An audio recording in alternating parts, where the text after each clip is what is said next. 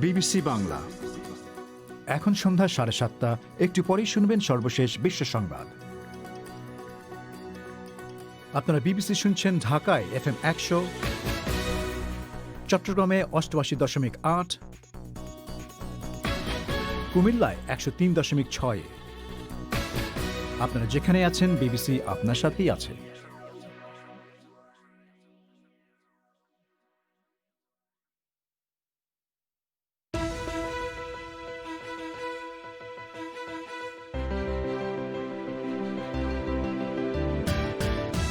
ফ্রান্সের নিস শহরের এক গির্জায় আজ জঙ্গি হামলায় এ পর্যন্ত 3 জন নিহত। শহরের মেয়র এটিকে ইসলামী ফ্যাসিবাদী হামলা বলে বর্ণনা করেছেন। বাংলাদেশে দুর্নীতি দমন কমিশন 10 জন সাবেক এবং বর্তমান সংসদ সদস্যের অবৈধ সম্পদের খোঁজে তদন্ত করছে। বাংলাদেশে একটি সরকারি প্রতিষ্ঠানের কর্মীদের ইসলাম ধর্মীয় বিধান মতো পোশাক পরার নির্দেশ জারির পর এ নিয়ে বিতর্ক। সামরিক বাহিনীতে ব্যবহৃত হয় যে উজি পিস্তল, তা বাংলাদেশে বেসামরিক নাগরিকদের কাছে বিক্রির ঘটনায় উদ্বেগ। আমাদের কাছে যে অস্ত্র আছে, র্যাবের কাছে যে অস্ত্র আছে, এই অস্ত্রটাও যদি অতিরিক্ত ক্ষমতা সম্পন্ন অস্ত্র যদি সাধারণ মানুষের কাছে থাকে, তাহলে তো আপনি বোঝেন যে উদ্বেগের জায়গাটা কোথায়। এসব নিয়েই আজকের প্রবাহ।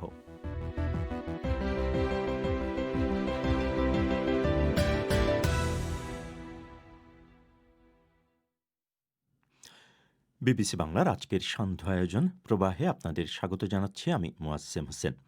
এই অনুষ্ঠান রেডিওতে আপনারা শুনছেন শর্টওয়েভ এবং FM প্রচার তরঙ্গে, একই সঙ্গে আমাদের ওয়েবসাইট bbcbangla.com-এ।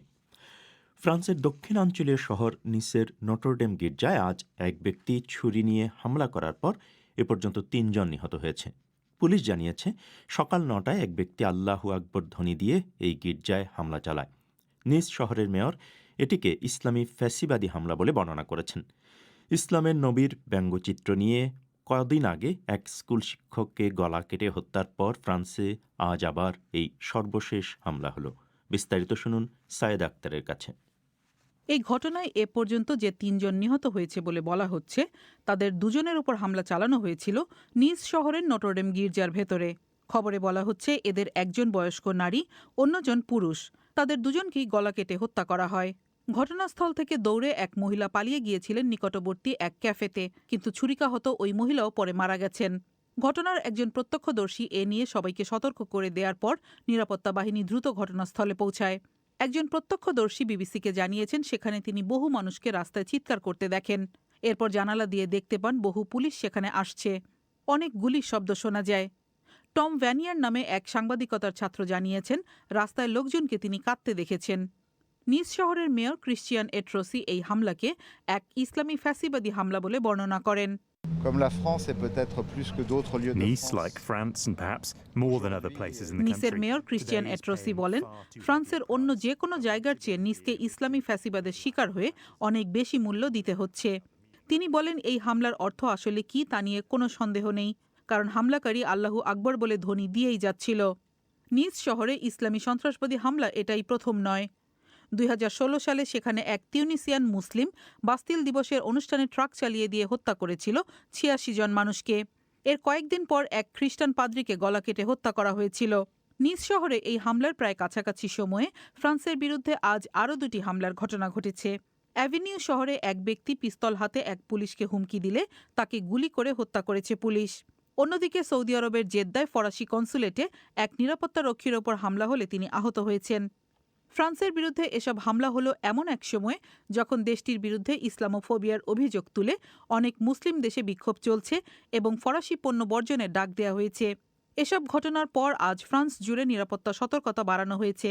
দেশটির পার্লামেন্টে এই ঘটনায় নিহতদের স্মরণে 1 মিনিট নীরবতা পালন করা হয়েছে। সায়েদ আক্তার। বাংলাদেশে দুর্নীতি দমন কমিশন বা দুদক সাবেক এবং বর্তমান মিলিয়ে 10 জন সংসদ সদস্যের অবৈধ সম্পদের খোঁজে মাঠে নেমেছে।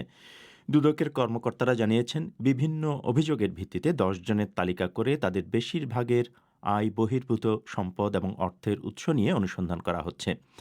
কর্মকর্তারা জানিয়েছেন পুরনো ঢাকার একজন সংসদ সদস্য হাজি সেলিমের ব্যাপারেও নানা অভিযোগ ওঠায় তার সম্পদের ব্যাপারেও খোঁজ করা হচ্ছে। বিস্তারিত জানাচ্ছেন ঢাকা থেকে কাদির কল্লোল।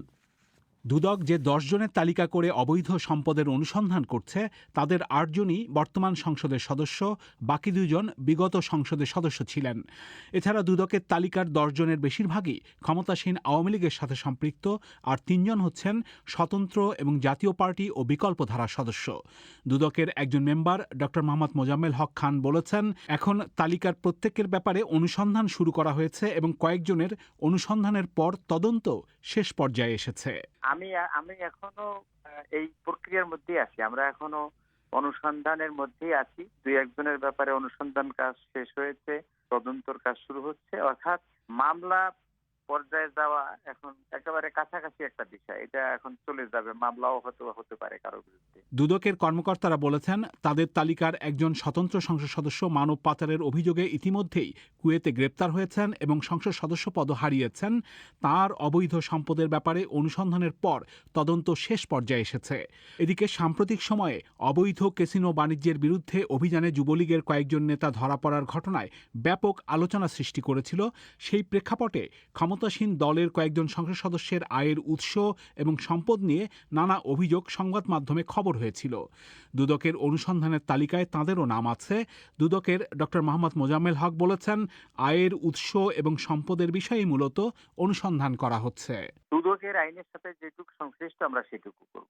অবৈধ সম্পদ, সরকারের অর্থ, অর্থাৎ সরকার বা রাষ্ট্রের অর্থের তছরুপ করা, ক্ষমতার অপব্যবহার করে ব্যক্তিগত গেইনের জন্য যদি কোনো কাজ করা হয়ে থাকে, সেটা যদি রাষ্ট্রের জন্য ক্ষতিকর হয়, সেই বিষয়গুলো বিবেচনা করা। তো আমরা এগুলো খোঁজ খবর নেই, তাদের অর্থের যেসব উৎস, সেই উৎসগুলো আমরা খোঁজার চেষ্টা করি।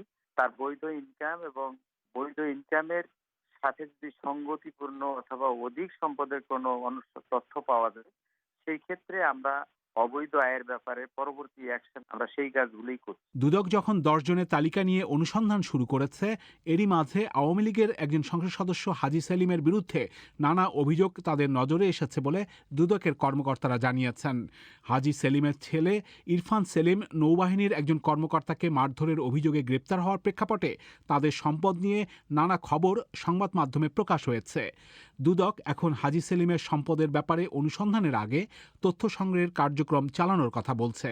এখন দুদকের অনুসন্ধানের তালিকার বেশিরভাগই যে আওয়ামী লীগের সংসদ সদস্য, সেই প্রেক্ষাপটে দলটির যুগ্ম সাধারণ সম্পাদক মাহবুবুল আলম হানিফ যদিও বলেছেন, দুদক যে স্বাধীনভাবে কাজ করছে সেটা এমন পদক্ষেপে প্রমাণ হয়েছে। একই সাথে মিস্টার হানিফ বলছিলেন, দুর্নীতির অভিযোগ উত্থাপন হওয়া, তদন্ত করা এবং দুর্নীতির অভিযোগ প্রমাণিত হওয়া এটা কিন্তু ভিন্ন জিনিস। এই তদন্ত চলাকালীন অবস্থায় কাউকে অভিযুক্ত করা সঠিক নয়। মানে যে সে যে তার বিরুদ্ধে অভিযোগ যখন প্রমাণিত না হবে তখন তাকে এই জন্য দায়ী করা যাবে না। প্রমাণিত হলে তখন অবশ্যই এটা আমরা মনে করি যে এটা আমাদের জন্য অত্যন্ত দুঃখজনক এবং কষ্টদায়ক হবে।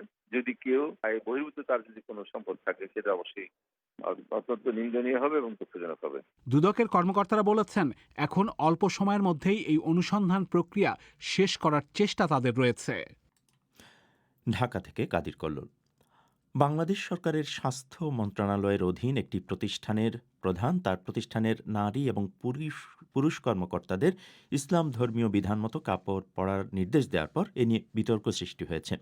জনস্বাস্থ্য ইনস্টিটিউটের পরিচালক মোহাম্মদ আব্দুর রহিম এক বিবৃতিতে তার প্রতিষ্ঠানের পুরুষ কর্মকর্তাদের পায়ের গোড়ালির উপরে পোশাক পরার এবং নারী কর্মকর্তাদের হিজাব সহ গোড়ালির নিচে পর্যন্ত কাপড় পরার নির্দেশ দেন। যদিও স্বাস্থ্য মন্ত্রণালয়ের কর্মকর্তারা বলছেন, অফিসে পোশাক পরা নিয়ে কোনো নির্দেশনা সরকার বা মন্ত্রণালয় থেকে দেওয়া হয়নি। এ বিষয়ে খোঁজখবর রাখছিলেন ঢাকায় সহকর্মী রাকিব হাসনাত। তিনি এখন সরাসরি যোগ দিচ্ছেন আমাদের সঙ্গে। রাকিব, এই যে কর্মকর্তা, একজন সরকারি কর্মকর্তা একটা সরকারি প্রতিষ্ঠানের তিনি নির্দেশ জারি করেছেন বলে বলা হচ্ছে, কি বলেছেন তিনি সেখানে? ইনস্টিটিউটের মুসলিম যে নারী ও পুরুষ কর্মকর্তারা রয়েছেন তাদেরকে ইসলাম ধর্মীয় বিধান মতো কাপড় পরিধানের নির্দেশ দিয়েছেন তিনি, এবং এই নির্দেশ দিয়ে তিনি সব কর্মকর্তা কর্মচারীদের কাছে একটি বিজ্ঞপ্তি পাঠিয়েছেন এবং সেটি প্রজ্ঞাপনের মতো করে সেটি প্রকাশ করা হয়েছে। তার দেয়া ওই বিজ্ঞপ্তিতে বলা হয়েছে, আমি সেখান থেকেই পড়ছি, যে অফিস চলাকালে ইনস্টিটিউটের কর্মকর্তা এবং কর্মচারীদের মোবাইল ফোন সাইলেন্ট বা বন্ধ রাখা এবং মুসলিম ধর্মাবলম্বীদের জন্য পুরুষ টাকনুর উপর এবং মহিলা হিজাব সহ টাকনুর নিচে কাপড় পরিধান করা আবশ্যক এবং পর্দা মানিয়ে চলার জন্য নির্দেশ প্রদান করা হলো। এই হলো তার বিজ্ঞপ্তির ভাষা। তো এরকম একটা নির্দেশ তিনি কেন দিয়েছেন? আমরা যেটা জানি যে বাংলাদেশে সরকারি প্রতিষ্ঠানে কর্মকর্তা-কর্মচারীদের পোশাকের ব্যাপারে এরকম কোনো নীতিমালা এখন পর্যন্ত নেই। ঠিকই বলেছেন, সরকারি কোনো নীতিমালা নেই এবং এর আগে আদালতের একটি নির্দেশনার ব্যাপার আছে। সেখানে বলা হয়েছে ধর্মীয় কোনো পোশাক নিয়ে বাড়াবাড়ি করা যাবে না, এরকম নির্দেশনাও আছে আদালতের। কিন্তু তা সত্ত্বেও এটি হয়েছে এবং মোহাম্মদ আব্দুর রহিম, তার সাথে আমি কথা বলেছি, তিনি বলছেন যে তিনি তার অফিসের কর্মকর্তা-কর্মচারীদের তার ভাষায় কবিরা গুনাহ থেকে বাঁচাতে নির্দেশনা দিয়েছেন। এবং তিনি আমাকে বলছিলেন যে দেখুন, সারা দেশে ধর্ষণের মতো ঘটনা ঘটছে, সবাই ঠিকমতো ধর্মীয় বিধান মানলে এমন অবস্থা হতো না, এটি তিনি মনে করেন এবং তাই তিনি তার অফিসের সবাইকে সে অনুযায়ী পোশাক পরিধান করতে বলছেন। এবং আমি তাকে জিজ্ঞেস করেছিলাম যে এটি সরকারি অফিসে তিনি তার ইচ্ছে মতো এ ধরনের ধর্মীয় ড্রেস কোড চালু করতে পারেন কিনা। জবাবে তিনি বলেছেন যে তিনি কোনো ড্রেস কোড চালু করেননি, শুধু সবাইকে বলছেন মুসলিমরা যেন তাদের ধর্ম অনুযায়ী পোশাক পরে অফিসে আসেন এবং কারণ তিনি মনে করেন যে ধর্মীয় অনুশাসন অনুযায়ী জীবনযাপন জরুরি। এবং আমি তাকে জিজ্ঞেস করেছিলাম যে তার ইনস্টিটিউট স্বাস্থ্য মন্ত্রণালয়ের অধীনে, সেই মন্ত্রণালয় থেকে তিনি অনুমোদন নিয়েছেন কিনা এই ধরনের একটি বিজ্ঞপ্তি কর্মকর্তা-কর্মচারীদের দেওয়ার জন্য। তিনি বলেছেন তিনি কোনো অনুমতি নেননি, কারণ তিনি মনে করেন তিনি তার অফিসের জন্য এটা করতে পারেন। এবং তিনি যে মোবাইল ফোনের বিষয়ে যে নির্দেশনা দিয়েছেন সেটিও তিনি তার নিজের মতো করে দিয়েছেন, কারণ তিনি মনে করেন এর মাধ্যমে কর্মকর্তা-কর্মচারীদের অনেক সময় নষ্ট হচ্ছিল। তো রাকিব, এই যে কর্মকর্তা এইসব সিদ্ধান্ত তিনি এবং নির্দেশ তিনি জারি করেছেন, এ নিয়ে সরকার কি বলছে, মন্ত্রণালয় কি বলছে? মন্ত্রণালয়ের কর্মকর্তারা একটি কথা স্পষ্ট করে বলেছেন যে এই ধরনের কোনো নির্দেশনা মন্ত্রণালয় বা সরকারের তরফ থেকে দেওয়া হয়নি এবং আজ বিকেলে স্বাস্থ্য মন্ত্রণালয় থেকে এই বিজ্ঞপ্তিটির ব্যাখ্যা দাবি করে চিঠি দেওয়া হয়েছে জনস্বাস্থ্য ইনস্টিটিউটের পরিচালককে এবং সেখানে এই বিজ্ঞপ্তিতে স্বাক্ষর করেছেন যিনি উপসচিব শারমিন আক্তার জান। তিনি আমাকে বলছিলেন যে কর্তৃপক্ষের নির্দেশ পেয়ে তিনি ওই পরিচালকের কাছে ব্যাখ্যা চেয়ে চিঠি দিয়েছেন, যাতে বলা হয়েছে যে কোন কর্তৃপক্ষের নির্দেশে বা কোন বিধি বলে তিনি ওই বিজ্ঞপ্তি জারি করেছেন এবং তাকে 3 কর্মদিবসের মধ্যে জবাব দেওয়ার জন্য বলা হয়েছে। রাকিব, আপনাকে অনেক ধন্যবাদ। ঢাকা স্টুডিও থেকে বলছিলেন সহকর্মী রাকিব হাসনাত। ইসরায়েলের সামরিক বাহিনীর ব্যবহৃত .22 বোর পিস্তল উজি সম্প্রতি বাংলাদেশে এক বেসামরিক নাগরিকের কাছ থেকে উদ্ধার করা হয়েছে।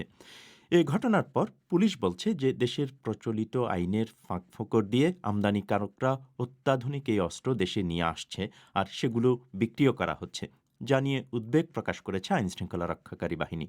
তবে আমদানিকারকরা বলছেন বৈধ উপায়েই তারা এসব অস্ত্র আমদানি করেছেন। বিস্তারিত শুনুন মুন্নি আক্তারের কাছে। চলতি বছরের অগাস্টে মাদক ব্যবসার অভিযোগে এক ব্যক্তিকে গ্রেফতার করে পুলিশ। তার কাছ থেকে পাওয়া একটি আগ্নেয়াস্ত্রের লাইসেন্সের জের ধরে উদ্ধার করা হয় একটি উজি .22 বোর পিস্তল। এই অস্ত্র মিলিটারি গ্রেডের উল্লেখ করে পুলিশ জানায় বাংলাদেশের বেসামরিক নাগরিকদের এই অস্ত্র ব্যবহারের অনুমতি নেই। ঢাকা মেট্রোপলিটন পুলিশের কমিশনার শফিকুল ইসলাম জানান, আইনের ফাঁক গলে অনেক ব্যবসায়ী এই অস্ত্র আমদানি করছে এবং বেসামরিক নাগরিকদের কাছে বিক্রিও করছে। এটা বলেছেন যে তারা 22 বোর রাইফেল আনছে, কিন্তু এটা 22 বোর রাইফেল না, এটা .22 বোর একটা পিস্তল। যেহেতু বোরের ব্যাপার, .22 বোর এই বোরের অস্ত্র আমদানি বৈধ, কিন্তু অটোমেটিক সেমি অটোমেটিক এই ধরনের কোনো অস্ত্র মানুষের কাছে বিক্রি করা যাবে না। এই বিষয়টা তারা অ্যাভয়েড করে, এই বিষয়টা অনুল্লেখ করে তারা অস্ত্র আমদানি করছে।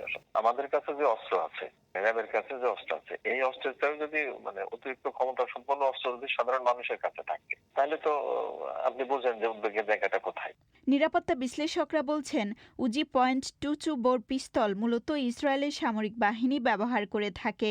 এ ধরনের অত্যাধুনিক অস্ত্র সাধারণ মানুষের কাছে থাকাটা হুমকির বলে মনে করেন তারা।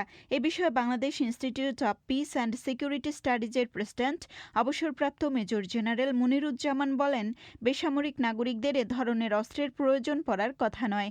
যে ধরনের অস্ত্রের কথা এখানে বলা হচ্ছে, এটা একটা সাবমেশিন গান ক্যাটাগরির একটা অস্ত্র, যেটা সাধারণত ইসরায়েলে তৈরি করা হয়ে থাকে।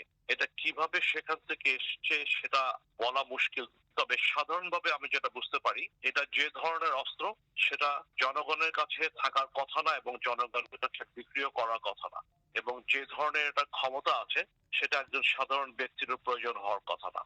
তবে আগ্নেয়াস্ত্র ব্যবসায়ীরা বলছেন যে বৈধ উপায়েই এই অস্ত্র আমদানি এবং খালাস করেছেন তারা। সেই সাথে বৈধ ক্রেতা যাদের কাছে আগ্নেয়াস্ত্র রাখার অনুমতি সম্বলিত লাইসেন্স রয়েছে, শুধু তাদের কাছেই এই অস্ত্র বিক্রি করা হয়েছে। নাম প্রকাশ না করার শর্তে আগ্নেয়াস্ত্রের এক ডিলার জানান, ক্রেতাদের লাইসেন্স দিয়ে থাকে স্বরাষ্ট্র মন্ত্রণালয়, আর লাইসেন্সধারী ক্রেতাদের কাছে অস্ত্র বিক্রি করার পর তা সরকারি রেজিস্টারে লিপিবদ্ধ করা হয়। সেক্ষেত্রে তাদের কোনো দায় নেই বলে জানান তারা। আমরা যে অস্ত্র কিনি বিদেশ থেকে অথরাইজ অস্ত্রই এক্সপোর্ট হইছে, তাই না? এটা যে বিক্রি করছে এটা তো সরকারের বৈধ লাইসেন্সে বিক্রি করছে, কোনো ইলিগাল লাইসেন্সে বিক্রি করে নাই। মানে লাইসেন্স ছাড়া কাউকে তো দেয় নাই, লাইসেন্স ওলাদের দেয়ার উইদিন দ্য নেটওয়ার্ক। এগুলো তো সরকার চেক করবে, সরকারের একটা ডিপার্টমেন্ট আছে, সেই ডিপার্টমেন্ট থেকে ওনারা চেক করে এবং রিলেটেড যে লাইসেন্স, এই লাইসেন্সটা আলটিমেটলি মিনিস্টার অফ হোম থেকে ইস্যু করে এবং স্বয়ং মিনিস্টার এটার রিকমেন্ডেশন না দিলে এই লাইসেন্স ইস্যু হয় না। এ ধরনের অস্ত্রের প্রসার রোধ করতে হলে বিদ্যমান আগ্নেয়াস্ত্র আইন বিশ্লেষণ করে প্রয়োজনে সংশোধন করা উচিত বলে মনে করেন নিরাপত্তা বিশ্লেষকরা। তারা বলছেন, আগ্নেয়াস্ত্র আমদানি প্রক্রিয়ার সাথে সংশ্লিষ্ট প্রতিষ্ঠানগুলোর অস্ত্র সম্পর্কিত নিয়মকানুন সঠিকভাবে বোঝাটা জরুরি। অবসরপ্রাপ্ত মেজর জেনারেল মুনিরুজ্জামান বলেন, দরকার হলে এই প্রক্রিয়ার সাথে সংশ্লিষ্টদের এ ব্যাপারে প্রশিক্ষণেরও ব্যবস্থা করা যেতে পারে। আমদানি প্রক্রিয়ার সাথে যে সকল সংস্থাগুলো জড়িত থাকে তারা এই নিয়ম কানুন এবং বিধি নিয়মগুলো সঠিকভাবে বোঝার জন্য যে সক্ষমতা থাকার দরকার সেটা তাদের আছে কিনা সেটা বুঝতে হবে। যদি না থাকে তাহলে তাদেরকে এটা বোঝানোর জন্য যে প্রশিক্ষণ দেওয়ার প্রয়োজন সেটা তাদেরকে দিতে হবে। এবং কোনো জায়গাতেই জানি কোনো আইনের ভিতরে এমন কোনো জায়গাতে ফাঁক ফোকর না থাকে যেটাকে ব্যবহার করে আইনি প্রক্রিয়া এটাকে কেউ আমদানি করে বিক্রি করতে পারে, সেদিকে আমাদের দৃষ্টি দিতে হবে।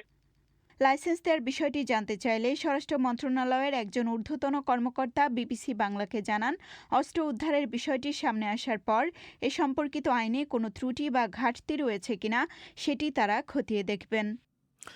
ঢাকা থেকে মুন্নি আক্তার। আপনারা প্রবাহ শুনছেন বিবিসি লন্ডন থেকে। এবারে আজকের বাদবাকি বিশ্ব সংবাদ মানসী বড়ুয়ার কাছে। সৌদি আরবের জেদ্দা শহরে ফরাসি কনসুলেটের এক প্রহরীকে ছুরি মেরে আহত করার অভিযোগে এক ব্যক্তিকে গ্রেফতার করা হয়েছে। হামলার পেছনে কী উদ্দেশ্য ছিল সে বিষয়ে এখনও কিছু বলা হয়নি। ইসলামের নবীর কার্টুন প্রকাশের পক্ষে ফরাসি প্রেসিডেন্টের বক্তব্যের জের ধরে মধ্যপ্রাচ্য জুড়ে যে উত্তেজনা চলছে তার মধ্যেই কথিত এই হামলার ঘটনা ঘটল। ইউরোপে যখন করোনা ভাইরাসের সংক্রমণ বৃদ্ধি পাচ্ছে তখন জার্মান চ্যান্সেলর এঙ্গেলা মার্কেল জার্মানিকে আগামী 4 মাসের দীর্ঘ শীতকালের ব্যাপারে সতর্ক করে দিয়েছেন। তবে পার্লামেন্টে তিনি বলেছেন এর টিকা দেওয়ার প্রক্রিয়া নিয়ে কাজ চলছে। তিনি বলেন, কাদের প্রথম টিকা দেওয়া হবে নীতি নৈতিকতার গাইডলাইন অনুসরণ করে তা নির্ধারণ করা হবে। ভারতে নিশ্চিতভাবে করোনা ভাইরাসে আক্রান্ত হওয়া ব্যক্তির সংখ্যা 80 লাখ ছাড়িয়ে গেছে। যুক্তরাষ্ট্রের পর ভারতেই এত সংখ্যক মানুষ এই ভাইরাসে সংক্রমিত হল। যুক্তরাষ্ট্রে শনাক্ত হয়েছে 90 লাখেরও বেশি মানুষ আর মৃত্যু হয়েছে 2.5 লাখেরও বেশি মানুষের। ভারতে সম্প্রতি সংক্রমণের হার কমেছে, কিন্তু কর্তৃপক্ষ আশঙ্কা করছে যে আসন্ন শীতকাল এবং ধর্মীয় উৎসব দিওয়ালির সময় সংক্রমণ আবার বেড়ে যেতে পারে।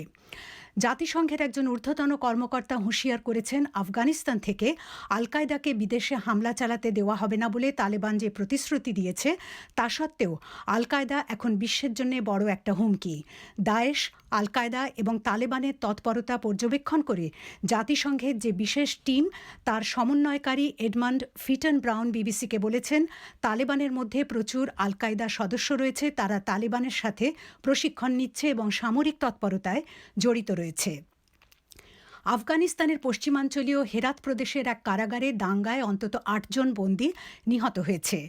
কর্মকর্তারা বলছেন, দাঙ্গায় 4 জন কারা কর্মকর্তা সহ আরও 12 জন আহত হয়েছে। কারাগারের মধ্যে তল্লাশির সময় এই দাঙ্গা বাধে। কর্মকর্তারা বলছেন, কারাবন্দীরা তাদের ভাষায় বেআইনি জিনিসপত্র পুলিশের হাতে তুলে দিতে অস্বীকৃতি জানিয়েছিল। ভারতের কেন্দ্রীয় তদন্ত সংস্থা এনআইএ ভারত শাসিত কাশ্মীরের কয়েকটি এনজিওর অফিসে অভিযান চালিয়েছে। তারা বলছে, সন্ত্রাসে অর্থায়ন সংক্রান্ত এক তদন্তের অংশ হিসেবে এই অভিযান চালানো হয়। কাশ্মীরের সবচেয়ে বড় শহর শ্রীনগরে অন্তত 6টি অফিসে তল্লাশি চলে। অভিযানের লক্ষ্য অন্য 2টি প্রতিষ্ঠান, চ্যারিটি অ্যালায়েন্স এবং হিউম্যান ওয়েলফেয়ার ফাউন্ডেশনের অফিস রাজধানী দিল্লিতে। জাতিগত এবং ধর্মীয় ও সাংস্কৃতিক দ্বন্দ্বে দীর্ণ ভারতের উত্তর পূর্বাঞ্চলীয় আসাম রাজ্যে এবার বিতর্কের কেন্দ্রে চলে এসেছে একটি প্রস্তাবিত মিয়া মিউজিয়াম। আসামে ব্রহ্মপুত্র অববাহিকার নদীদ্বীপ বা চরাঞ্চলে যে বাংলাভাষী মুসলিমরা বসবাস করেন তাদেরকে সাধারণত মিয়া বলে অভিহিত করা হয় এবং ওই জাতিগোষ্ঠীর কৃষ্টি এবং সংস্কৃতি সংরক্ষণের উদ্দেশ্যেই ওই সংগ্রহশালা গড়ার প্রস্তাব করা হয়েছিল। রাজ্যের শিক্ষা মন্ত্রণালয়ের স্ট্যান্ডিং কমিটি সেই প্রস্তাব প্রাথমিকভাবে অনুমোদন করলেও আসাম সরকার এখন জানিয়ে দিয়েছে আসামের চরাঞ্চলে আলাদা কোনো সংস্কৃতি আছে বলে তারা বিশ্বাস করে না, আর তাই রাজধানী গুয়াহাটিতে কোনো মিউজিয়াম গড়ারও প্রশ্ন ওঠে না। দিল্লি থেকে আরও জানাচ্ছেন শুভজ্যোতি ঘোষ।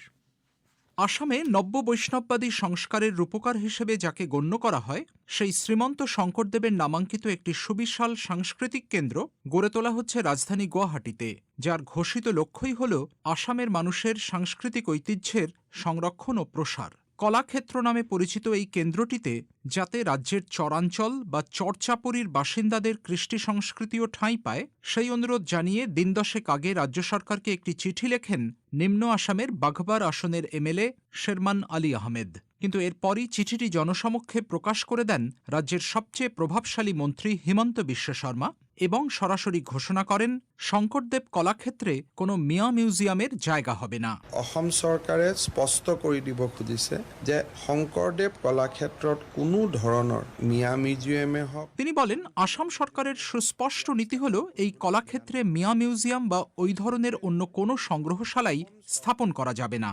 সরকারের সংগ্রহশালা বা অন্য কোনো বিভাগ যে কোনো মিউজিয়াম গড়তে পারবে না, সে ব্যাপারে আমরা আপোষহীন অবস্থান নিয়েছি। আৰু এই ক্ষেত্ৰত আমাৰ ভূমিকা আপোষবিহীন। আমার তুমি ঘৃণা করো, কারণ আমার পরিচয় তোমার কোলে জন্ম নেওয়া আমি সেই অভিশপ্ত মিয়া। চরাঞ্চলের বাঙালি মুসলিমদের অবমাননাসূচক বর্ণনা হিসেবেই এতকাল মিয়া শব্দটি আসামে ব্যবহৃত হয়ে এসেছে। তবে এখন নিজস্ব ভাষা সংস্কৃতিকে বর্ণনা করতে গিয়ে মিয়ারা নিজেরাই এই শব্দটি ব্যবহার করছেন। তারা লিখছেন মিয়া কাব্য, মিয়া গান। এমনই একজন সুপরিচিত মিয়া কবি গুয়াহাটির রেহনা সুলতানা। মানে আমার একটাই কথা, যেটা দেখেন এখন চর্চাপুরি যারা আপনি তাকে মিয়া বলেন বা অন্য কিছু বলেন, তারা নিজেকে অসমীয়া বলে ভাবে। যেমন অন্য অন্য জাতি জনগোষ্ঠী আছে এখানে, রাভা, হাজং, কাছারি, তেমনি মিয়াও একটা জনগোষ্ঠী, তাদেরও অনেক কৃষ্টি আছে, কৃষ্টি সংস্কৃতি আছে। তো এইগুলো সংরক্ষণ করা অবভিয়াসলি দরকার। তো অন্যান্য জাতি জনগোষ্ঠীর সংমিশ্রণে অসমীয়া জাতি বা অসমীয়া সংস্কৃতি গঠিত। যদি চর্চাপুরীর লোকগুলো তারা যদি নিজেকে আসামিস মনে করে বা মেইন স্ট্রিম লোকেরা যদি তাদেরকে আসামিস হিসেবে ধরে, তো তাদের কলা সংস্কৃতি বা কলা কৃষ্টি সংরক্ষণ করতে এটা কি আপত্তি? আমি এটা বুঝতে পারি না। মা, তুমি আমারে বিশ্বাস করো না, কারণ আমার মুখে দিগলা দাড়ি, পিন্ধনে লুঙ্গি। মা, আমি তোমার কাছে আমার পরিচয় দিদি ব্যাকুল হয়ে যাই। তাও হাজার কষ্ট লাঞ্ছনা বাঞ্ছনা সহ্য করে কই, মা আমি তোমারই ভালোবাসি। ঘটনা হলো প্রায় 8 মাস আগেই কিন্তু রাজ্যের শিক্ষা মন্ত্রণালয়ের স্ট্যান্ডিং কমিটি চরাঞ্চলের মানুষদের জন্য আলাদা একটি সংগ্রহশালা গড়ে তোলার প্রস্তাবে সায় দিয়েছিল। প্রাথমিকভাবে সেই উদ্যোগে যুক্তও ছিলেন ধুবড়ীর রাজনৈতিক বিশ্লেষক ও অধ্যাপক পারভিন সুলতানা। ওরা সাজেস্ট করেছিল যে চর চাপুরি, যেগুলো চর এরিয়া, রিভার আইল্যান্ড, যেগুলো ওখানে থাকা মানুষগুলোর জীবনশৈলীর বিষয়ে, ওটা অ্যাকচুয়ালি এক্সক্লুসিভলি মিয়া মিউজিয়াম বলে ছিল না। এখন দেখেন আপার আসামে যেমন প্লেন্স ট্রাইব, যেগুলো মিসিং মানুষ, হ্যাঁ, বা মিডি মানুষ, ওরাও থাকে চর এরিয়াতে। তারপরে লোয়ার আসামেও কিন্তু অনেক চরের আপনার ধরেন শুধু মিয়া মুসলিম না, আরো একটা কমিউনিটি আছে যে ধুবড়ি অবিভক্ত গোয়ালপাড়া যারা, হ্যাঁ, দেশি মুসলিম, ওরাও আছে, কিছু কিছু হিন্দু মানুষও আছে। আমি তো ব্যক্তিগতভাবে ওটাই ফোকাস করার কথা বলছিলাম যে যেহেতু চরচাপুরিতে মিয়া মুসলমানের বাইরেও আরো অন্য কমিউনিটি থাকে, তো ওদের এই ডাইভার্সিটিটাও আর কি বেরিয়ে আসলে ভালো হয়। কারণ এদের বিষয়ে মানুষের ধারণাগুলো খুব প্রেজুডাইজ, তো জানে না অত। কিন্তু তারপরে যেহেতু এখন শাসক দলের যেটা পলিটিক্স, ওটা তো পলিটিক্স অফ পোলারাইজেশন। ফলে চরাঞ্চলের জন্য প্রস্তাবিত মিউজিয়ামকেই আসাম সরকার এখন মিউজিয়াম বলে বর্ণনা করে সে প্রস্তাব নাকচ করে দিচ্ছে। আর এই পদক্ষেপের নেপথ্যে রাজ্যে আগামী বছরের নির্বাচনের আগে রাজনৈতিক অঙ্ক কাজ করছে বলেও পর্যবেক্ষকরা একমত। দিল্লি থেকে শুভজ্যোতি ঘোষ। বিবিসি বাংলার পরিক্রমায় ফোন ইনে আজকে শিশু রোগ এবং নবজাতকের বিভিন্ন সমস্যা নিয়ে আপনাদের প্রশ্নের জবাব দেবেন সিনিয়র শিশু রোগ বিশেষজ্ঞ অধ্যাপক ডক্টর তাহমিনা বেগম। এতে যোগ দিতে চাইলে 017141155578 এই নম্বরে SMS করে আপনার নাম ঠিকানা আমাদের জানিয়ে দিন। অনুষ্ঠানের আগে আমরাই আপনার সঙ্গে যোগাযোগ করব। এবারে আজকের সোশ্যাল মিডিয়ায় আলোচিত ঘটনার বিস্তারিত শোনা যাক সহকর্মী আফরোজা নীলার কাছে। ধন্যবাদ মোয়াজ্জেম। সামাজিক মাধ্যমে আলোচিত খবরগুলো নিয়ে হাজির হয়েছি আমি আফরোজা নীলা এবং সঙ্গে আছি আমি সঞ্জানা চৌধুরী। করোনা ভাইরাস পরিস্থিতিতে স্কুল সহ সব শিক্ষা প্রতিষ্ঠানের ছুটি আগামী 14 নভেম্বর পর্যন্ত বাড়ানোর সিদ্ধান্ত নিয়েছে সরকার। এই খবরটি এখন ফেসবুক ব্যবহারকারীদের আলোচনার কেন্দ্রে বলা যায়। আজ এক ভার্চুয়াল সংবাদ সম্মেলনে শিক্ষামন্ত্রী দীপু মনি এই সিদ্ধান্তের কথা জানিয়েছেন। আর এই সিদ্ধান্তের পক্ষে বিপক্ষে নানান মতামত দেখা যাচ্ছে সোশ্যাল মিডিয়ায়। যেমন বিপুল কুমার নামে একজন কমেন্ট করেছেন, একবারে নতুন বছরের প্রথম থেকে নতুন করে শুরু করলে হয় না। তরিকুল ইসলামের মন্তব্য, আমার মনে হয় 2021 সালের মার্চের আগে প্রতিষ্ঠান খুলবে না। আর আবু সুফিয়ান লিখেছেন, শিক্ষার্থীরা রাস্তায় চলে, সিনেমা হলে যায়, দোকানে সিগারেটের আড্ডা দিয়ে মাঠে খেলতে যায়, সেটা কিছু না। শুধু শিক্ষা প্রতিষ্ঠান বন্ধ রেখে অটোপাস দিয়ে কি দেশের মেধা ধ্বংস হচ্ছে না? আবার এদিকে দেখছি যে বিকাশ সাহা নামে একজন যা কমেন্ট করেছেন যে নবম থেকে দ্বাদশ শ্রেণীর প্রায় 30% মেয়ে শিক্ষার্থীর ইতিমধ্যেই বিয়ে হয়ে গেছে দীর্ঘদিন পড়ালেখা থেকে বিচ্ছিন্ন থাকার জন্য। দারিদ্র ও গ্রামের প্রায় 40% ছেলে শিক্ষার্থী ইতোমধ্যে পড়ালেখা ছেড়ে বিভিন্ন কাজে ঢুকে গেছে। তারপরও শিক্ষকরা স্কুল খোলার পক্ষে না, কারণ তারা তো বসে বসে বেতন তো পাচ্ছেনই। রাস্তাঘাট, হাটবাজার, মানুষের চলাফেরা সবকিছু আগের মতোই স্বাভাবিক, তারপরও শিক্ষা প্রতিষ্ঠান বন্ধ। MG আলমের মন্তব্য, স্কুলে গিয়ে কারো বাচ্চা যদি করোনায় আক্রান্ত হয় সে দায়ভার কে নেবে? সবসময় সবকিছুতে নেগেটিভ চিন্তা না করাই ভালো। আর কিছুদিন স্কুলে না গেলে আমাদের সন্তান মূর্খ হবে না। আমি মনে করি অভিভাবকদের নিজের বাসায় সন্তানের পড়ার দিকে ভালোভাবে নজর দেওয়া উচিত। স্পেন, ইউরোপে শিক্ষা প্রতিষ্ঠান খোলার পরেই শুরু হয়েছে করোনার দ্বিতীয় ধাক্কা। আসলে পক্ষে বিপক্ষে মত অনেকেই দিচ্ছেন। এদিকে বাংলাদেশের জাতীয় বিশ্ববিদ্যালয়ের অনার্স পর্যায়ের শিক্ষার্থীদের মূল্যায়নের জন্য এখনও পরীক্ষা নেওয়ার কথা চিন্তা করছে সরকার। এই খবরটিও কিন্তু আলোচনায় আছে। জাতীয় বিশ্ববিদ্যালয়ের উপাচার্য অধ্যাপক হারুনুর রশিদ জানিয়েছেন যে করোনা ভাইরাস প্রাদুর্ভাবের কারণে স্বাভাবিক পদ্ধতিতে পরীক্ষা না নেওয়া গেলে বিকল্প পদ্ধতিতে অনলাইনে পরীক্ষা নেওয়ার কথা ভাবছে কর্তৃপক্ষ। এ নিয়ে অনেক কমেন্ট পড়েছে, তার মধ্যে আলী আহসান রিফাত একটি প্রশ্ন করেছেন যে আমাদের দেশে আদৌ কি সম্ভব এটা? সোহেল রানা মন্তব্য করেছেন, নেটের যে এই অবস্থা। অনেকটা একই ধরনের মন্তব্য কয়েস রহমানের। তিনি বলেছেন সার্ভার ডাউন হয়ে যাবে, দেখা যাবে 50% পরীক্ষায় অংশ নিতে পারে নাই, এই বলে তিনি হাসির ইমোজি দিয়েছেন। আর নূরে আজমের মন্তব্য, অনলাইন ভর্তি পরীক্ষা পদ্ধতির চেয়ে সরাসরি পরীক্ষা পদ্ধতি কয়েক গুণ বেশি মেধা যাচাই করতে পারবে, যদিও তাতে করোনার ঝুঁকি থাকবে। এদিকে রাজধানী ঢাকায় 3টি বেসরকারি হাসপাতালে অভিযান চালিয়েছে ভ্রাম্যমাণ আদালত। এই খবরটিও কিন্তু ট্রেন্ড করছে। প্রথম সারির সংবাদ মাধ্যম সহ কয়েকটি টেলিভিশন চ্যানেলে এই খবরটি এসেছে, যেখানে দেখা গেছে যে বিভিন্ন অভিযোগের প্রেক্ষিতে স্বাস্থ্য অধিদপ্তর ও র্যাবের কর্মকর্তারা এই অভিযান চালান গত রাতে। বিভিন্ন অনিয়ম দেখে 2টি হাসপাতাল সিলগালা করে দেয়া হয় এবং কয়েকজনকে কারাদণ্ডও দেয়া হয়েছে। এই খবর নিয়ে নানা ধরনের মন্তব্য দেখা যাচ্ছে। যেমন জান্নাতুন নাহার দীপ্তি লিখেছেন, আমার মনে হয় এই সাজা যথেষ্ট নয়। মানুষের জীবন নিয়ে যারা ব্যবসা করে তাদের শাস্তি আরও কঠিন হওয়া উচিত। মোহাম্মদ আল ইমরানের মন্তব্য, চিকিৎসা ব্যবস্থার যে কি করুণ অবস্থা যারা ভুক্তভোগী তারাই জানে। আর রুমন খান লিখেছেন, এ আর নতুন কি, রোগ নির্ণয়ের মতো সেন্সিটিভ জায়গায় মেডিকেল টেকনোলজিস্টদের কাজ করে আয়া, ড্রাইভার, এসএসসি পাস টেকনিশিয়ান, দেখার কি কেউ আছে? আবার শফিকুর রহমান তিনি যেটা বলছেন তার কমেন্টে যে সঠিকভাবে অনুসন্ধান করলে শতকরা 60 থেকে 70% প্রাইভেট ক্লিনিক বন্ধ হয়ে যাবে, কারণ সব জায়গায় 2 নম্বরই কাজ চলে রোগীর সাথে টাকা আদায়ের জন্য। এদিকে করোনা ভাইরাসের ভ্যাকসিনের একটি খবরও আছে আলোচনায়। ভারতের সংবাদ মাধ্যমে দেয়া সাক্ষাৎকারে সেরাম ইনস্টিটিউট অফ ইন্ডিয়ার প্রধান জানিয়েছেন ভারতে অক্সফোর্ডের ভ্যাকসিন আগামী বছরেই চলে আসবে। টাইমস অফ ইন্ডিয়া, এনডিটিভি সহ ভারতের বেশ কয়েকটি সংবাদ মাধ্যমে প্রকাশ হয়েছে এই খবরটি। এ নিয়ে রামচন্দ্র লিখেছেন, আশা করা যাচ্ছে 2021 মার্চের মধ্যেই ভ্যাকসিন চলে আসবে, তবে ভারতের সাধারণ মানুষ কবে পাবে তা নিয়ে প্রশ্ন আছে। অরবিন্দ নামে একজন মন্তব্য করেছেন, করোনা ভাইরাস মনে হয় দিনে দিনে দুর্বল হয়ে যাচ্ছে, মানুষও ইমিউন বুস্টারের দিকে নজর দিচ্ছে। আশা করি সময়ের সাথে সাথে মানুষ ভ্যাকসিন নির্ভরতাও কমাবে। ভ্যাকসিন নিয়ে আলোচনা আছে। আর এইসব ছিল সামাজিক মাধ্যমে আলোচিত খবরগুলো নিয়ে আমাদের আজকের আপডেট। ধন্যবাদ সঙ্গে থাকার জন্য। শুনছিলেন সামাজিক মাধ্যমে আজকের আলোচিত ঘটনার বিস্তারিত। শেষ করার আগে আবারও সংবাদ শিরোনাম। ফ্রান্সের নিস শহরের এক গির্জায় আজ জঙ্গি হামলায় এ পর্যন্ত 3 জন নিহত হয়েছে। শহরের মেয়র এটিকে ইসলামী ফ্যাসিবাদী হামলা বলে বর্ণনা করেছেন। বাংলাদেশে দুর্নীতি দমন কমিশন 10 জন সাবেক এবং বর্তমান সংসদ সদস্যের অবৈধ সম্পদের খোঁজে তদন্ত শুরু করেছে। আর বাংলাদেশে একটি সরকারি প্রতিষ্ঠানের কর্মীদের ইসলাম ধর্মীয় বিধান মতো পোশাক পরার নির্দেশ জারি করার পর এ নিয়ে বিতর্ক শুরু হয়েছে। আমাদের পরবর্তী অনুষ্ঠান পরিক্রমা আজ রাতেই বাংলাদেশ সময় 10:30 ভারতে রাত 10টায় শুনবেন আশা করি। সে পর্যন্ত এখানেই বিদায় চাইছি আমি মোয়াজ্জেম হোসেন।